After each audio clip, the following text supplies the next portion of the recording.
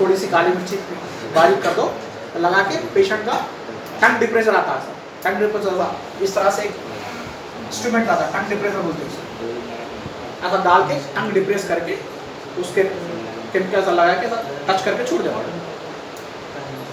थोड़ा सा टच करके छोड़ते बैक्टीरिया पूरे डिस्टर्ब हो जाते हैं, पेशेंट को खांसी बर्दाश्त हो जाती है।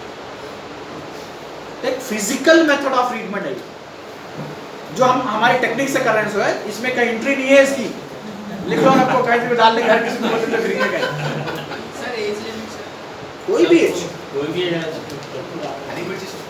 वो तारक बिठा के देखिए छोटे बच्चे जब तक मदर फीडिंग पे रहते उनमें ऑलरेडी एंटीबॉडीज होती है, मदर की मिल्क के अंदर एंटीबॉडीज आता है, तो वहाँ पर जितना जो रोटेट जाएगा कहीं भी बैक्टीरिया वायरस नहीं आ सकता, सिर्फ उनको छाते पे स्पूटम आ सकता है छोटे बच्चे, बाकी कोई प्रॉब्लम नहीं आती। सही स्ट्रक्चर देखे तो कट रहा था, स्ट्रक्चर देखे तो हाँ हाँ आप देख सकते हैं, अगर कोई पेशेंट निकले पेशेंट को आप देखो ये चीज़ा कटे रहे साइड के घूंगे को तो पूरा कट रहता है, ठीक है।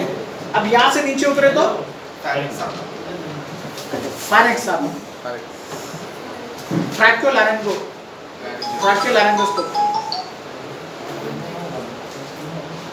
चलिए नेक्स्ट क्या डिजीज आएगा,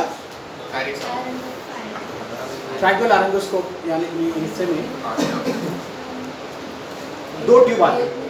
अब ये जो यहाँ पर ये रखते रहते ना छोटी जबान, वहाँ पर दो ट्यूब्स आते हैं, एक ओसोफिगस और एक ट्रैकिया, और उस बीच में एक कैविटी पैड है, ट्रैक्योलैरिंगोस कैविटी बोलते हैं उसको। वहाँ पर बास लोगों को गोश फॉर्म हो जाता है, मांस आ जाता है, वो मांस की वजह से वॉइस नहीं आती बार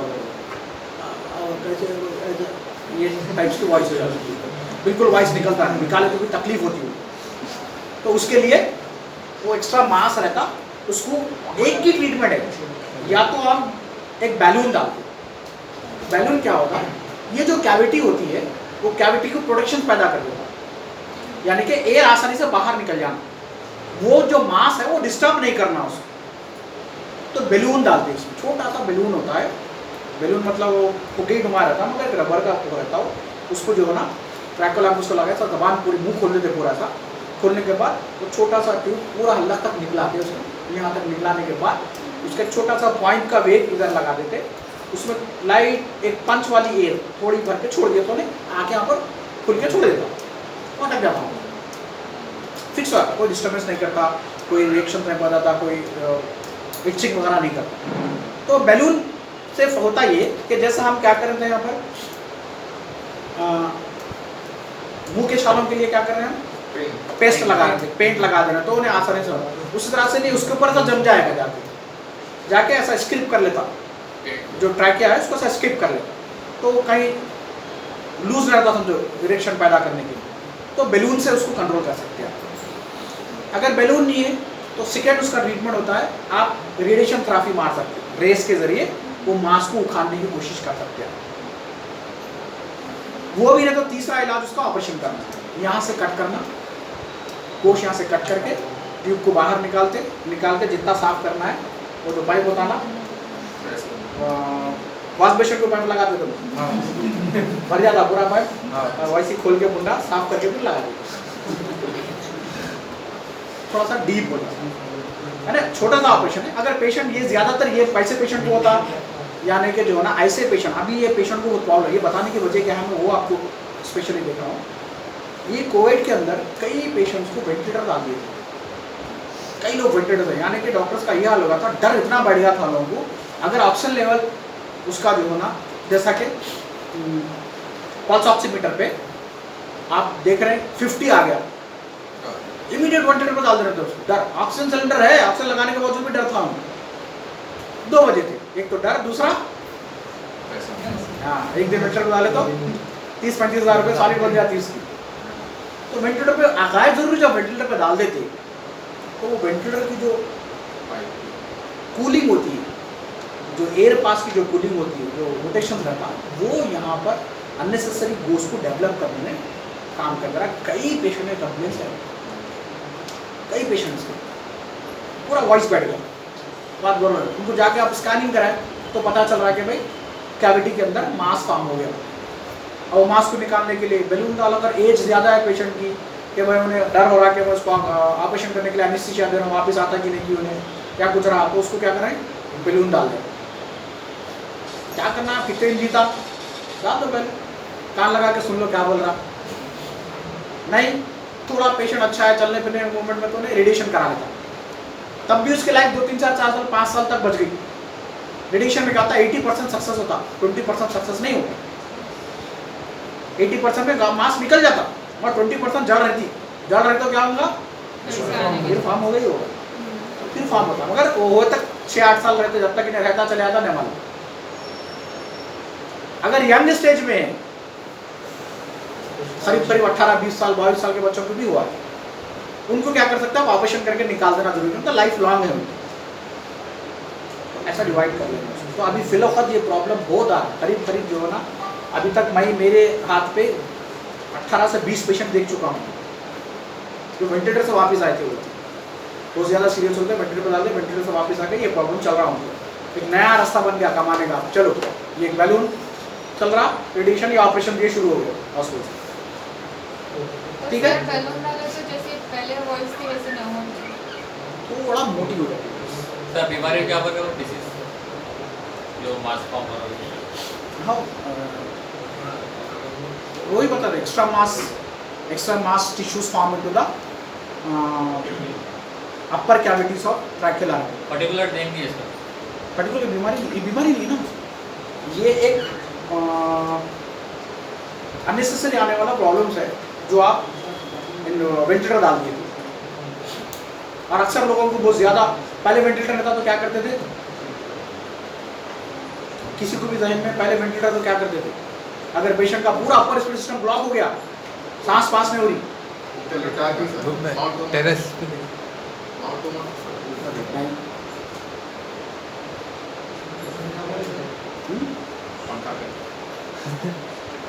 यहाँ से कट करके ट्रैकिया बाहर निकाल के ट्यूब डाल के छोड़ देते उसमें। ट्रैकियल आर्टरी ऐसा छोटा सा राउंड गोल रहता है, सेम ऐसे ही, मगर ऐसा बन ऐसा यहाँ से कट करके बाहर निकाल के ट्यूब को ऐसा डाल देके ये यहाँ पर आके टूट जाता, टेप लगा के छोड़ देते, यहाँ से सांस आते रहती है। ये ऐसा पूरा ब्लॉक छोड़ दो, जरूरत ही नहीं उसकी, यहाँ से सांस चलते रहते। तो इसमें पहले बहुत पुराने ज़माने की बात बता, उसमें जो है ना आपको बम्बू का जो झाड़ होता है उसके छोटे डालियों के सॉफ्ट जो है ना पाइप निकलते थे उससे, वो डाला करते थे उसके, लकड़ी का रहता था वो डाल देते थे, तो टाइमिंग रहता था। ये होने का ये सब मिल गया, उसको जैसा चाहे क्लीन कर लो, या वॉश आउट कर ले सकते, या सर्जरी कर सकते, या केमिकल डाल के वॉश कर सकते। पेशेंट बात तो कुछ भी नहीं कर सकता, खाली इशारों में जो भी है सामान लेना, जिंदा रह रहा ना वही बड़ी बात है। अब गूंगे जिंदा नहीं है, ये चीज़ है। ये डाला करते थे पहले, जैसा आजादी थे, हाँ जैसा आजादी। ये तो अपनी जगह, सिर्फ सांस की नाली का है अच्छा उसको ये तो अपनी जगह, सांस यहाँ से अलग हो जाए, इनको दोनों ट्यूब अलग है ना, हाँ। सांस की नाली अलग है, गजा की नाली अलग है। ये सांस की नाली के ऊपर ही पड़े हुआ रहता है, निकलते डिग्लेशन में ऐसा ढक्कन रहता, ऐसा पलटते रहता, ऐसा है गजा डालते हैं पलट के, फिर ऐसा आ जाता पिठप्पा वापस, फिर निकलते फिर गिरता, ऐसा खुला रहा तो। इसलिए खाना खाते वक्त बात नहीं करना बोलते, कहीं नहीं बोलते, कहीं नहीं करना बोलते। दोनों एक साथ गए तो पेट में चले गई है तो क्या होगा, पेट फूल जाता, गैसेस प्रॉब्लम। सांस की नाली में खाना चला गया तो एक दाना जैसा गया वही स्पीड से वापस फेंकता उन्हें, सांस वापस छोड़ा ना, ऐसा घसीट लेते हो, मार लेते आता पूरा लेयर्स में, जितना ट्यूब रहता ट्यूब को मार लेते, इधर इधर ढक्के खा लेते, ऊपर आया तक जान आगे पीछे हो जाती तुम लोग। नहीं समझा तो हार्ट अटैक भी हो जाता वहां से, एक दाना बर्दाश्त नहीं कर सकते। तो ये चीज है, ऐसा पूरा नीचे होता रहता, कई बीमारियां हैं, एक सिस्टम ऐसा बनना है। तो ये जो नहीं समझ में आता तो बीमारियां बोल रहा हूँ मैं आपको, आप ढाई सिस्टम पढ़ते तो ये बीमारियां नहीं मालूम होते थे, फिर भी भाई आपको जो एकदम जो नहीं समझ में आते, जो नहीं दिखते वाले बीमारियां बता दिया। कॉजेस क्या है, ये तो फिजिकल प्रॉब्लम्स है, कुछ भी नहीं कर सकते इसको। ये छोटी दवा उखाड़ के दूसरे में डाल सकते हैं। गुंगा हो गया ठीक है, नहीं आर्टिफिशियल डाल देंगे वो, चलो उसको नामुमकिन। हेकला हो गया, निकाल के सही स्ट्रक्चर गोश्त लगा के दे दें, नहीं कर सकते। चलना मरे तब तक छोड़ देने का।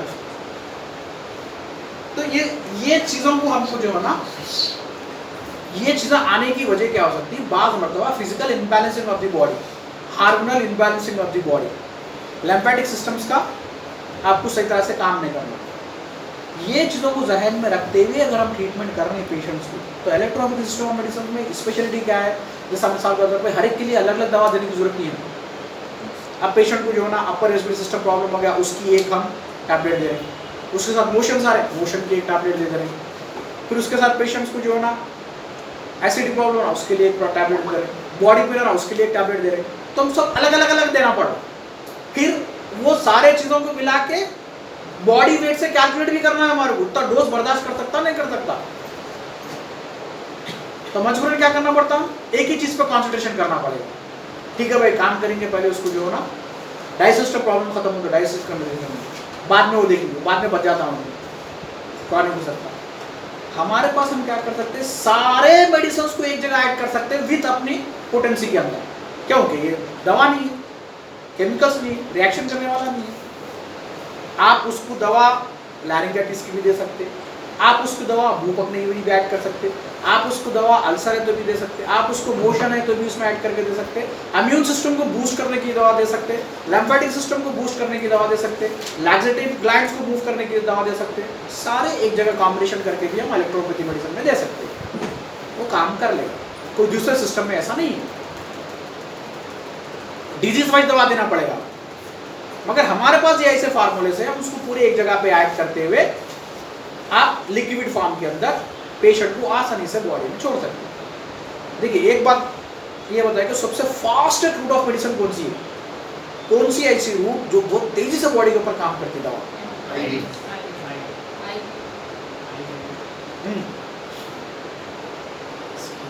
बोलिए।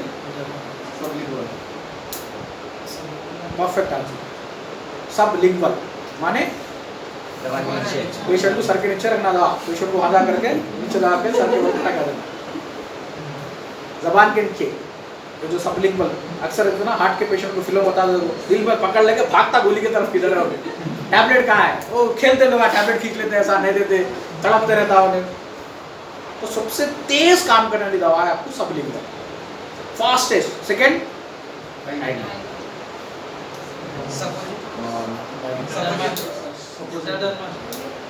इंट्राडर्मल सब्स्टिट्यूनस, इंट्रा सब्स्टिट्यूनस जिल्द में देने वाली दवा, स्पॉट पे ट्रीटमेंट होता है, बेहोश करने का है, सुन करने की दवा आप दो जब भी असर कर ले। ठीक है। थर्ड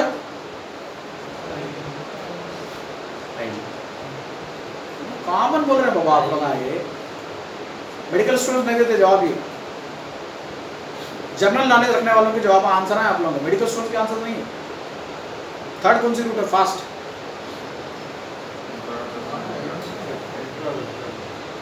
इनहेल्ड, नाक के जरिए जो सांस लेते आप, बास केमिकल्स ऐसा सुंगा हो बेहोश हो जाता हूँ,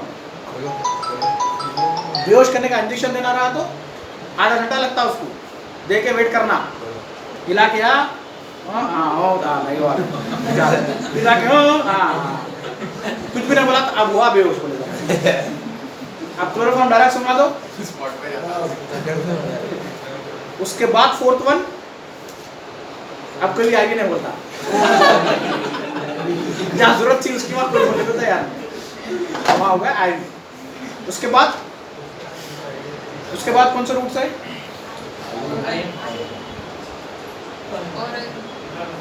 ओरल है, आईएम है, कौन सा है? ओरल या आईएम? आईएम। उसके बाद ओरल। ओरल सबसे सेफेस्ट मेडिसिन है, निकल भी जल्दी आज मतलब जाएगी, काम करेगी और आसानी से निकल जाएगी। बाकी ये रूट के दवाएं जाएंगे जरूर, काम करेंगे जरूर, मगर निकलने तकलीफ होगी उसको, वो कहीं ना कहीं स्टोर होकर हमारे को दूसरी बीमारी को प्रॉब्लम में डाल सकता, बट ये निकाल देगा, राइट। उसके बाद प्रेशरीज, आप अनस के जरिए जो पुश कर ठीक है। तो इतने फॉर्म्स के मेडिसिन भी बनते हैं हमारे, बनाते वक्त भी वो जहन में रखते, दवा बनाते, कौन सी दवा कब देना है, किस तरीके से देना। तो ये चीज़ों को आप इस तरीके से पढ़ने की कोशिश करो। तो अबानॉमी फिजियोलॉजी जो भी आपको मैडम पढ़ा रहे हैं, डिजीज पढ़ो सिस्टम्स में। एक सिस्टम समझ में आ जाने के बाद उसमें कौन से बीमारियां आ सकती है, छोटी से छोटी लेकर बड़ी से बड़ी बीमारी तक। आप बीमारी ले लो, ट्रीटमेंट में बता देता हूँ, डायग्नोस्ट और ट्रीटमेंट में बता देता हूँ, ठीक है। एलोपैथिकली तौर पे उसका ट्रीटमेंट आप अकबर साहब से पूछ सकते हो। केमिकल कंपोजिशंस में देखने का है, कपूर साहब से पूछ सकते हो, ठीक है। इलेक्ट्रोहोम्योपैथी, केमिकल बैलेंसिंग, एलोपैथी, तीनों में डाउट हो तो मेरे से पूछो, तीनों ही बता देता हूँ। यूनानी भी बता सकते, आयुर्वेदा नहीं होता, ठीक है। चलिए नेक्स्ट क्लास के लिए मैडम आए थे तो देखिए।